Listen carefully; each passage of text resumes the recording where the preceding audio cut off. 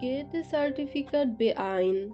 Sprechen Teil 2. Thema Computer für jeden Kursraum oder braucht man Computer im Kursraum? Mein Thema lautet Computer für jeden Kursraum. Ich spreche über folgende Punkte. Zuerst möchte ich gern von meinen persönlichen Erfahrungen sprechen. Danach beschreibe ich die Situation in meinem Heimatland. Dann möchte ich über Vorteile und Nachteile sprechen. Zum Schluss erzähle ich meine eigene Meinung dazu. Jetzt geht es um meine persönlichen Erfahrungen. Seit 20 Jahren habe ich einen Computer.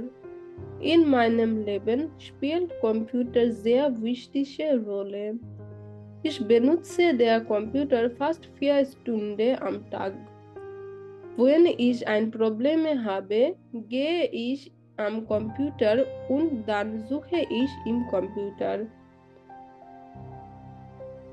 Jetzt würde ich gerne über die Situation in meinem Heimatland sprechen.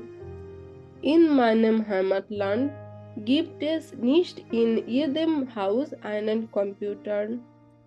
Und nur in den ganz reichen Familien hat ein Kind einen eigenen Computer bekommen, weil die Computer sehr teuer sind. Die Schüler können sich nicht leisten. Jetzt erzähle ich einige Vorteile und Nachteile. Vorteile. Computer in unserem Leben ist ein nützliches Gerät, das unser Leben und unsere Arbeit erleichtert. Die Leute können mit dem Computer schneller lernen.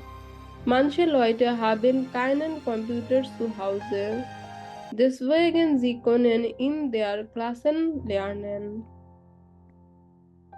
Nachteile. Ich glaube, dass Computer sehr schlecht für die Augen ist.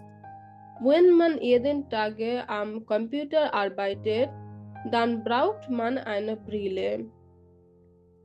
Meiner Meinung ist Computer sehr nützlich und ich kann mir Leben ohne Computer nicht mehr vorstellen. Das war meine Präsentation. Vielen Dank für Ihre Aufmerksamkeit. Wenn Sie Fragen haben, könnten Sie mir bitte erfragen.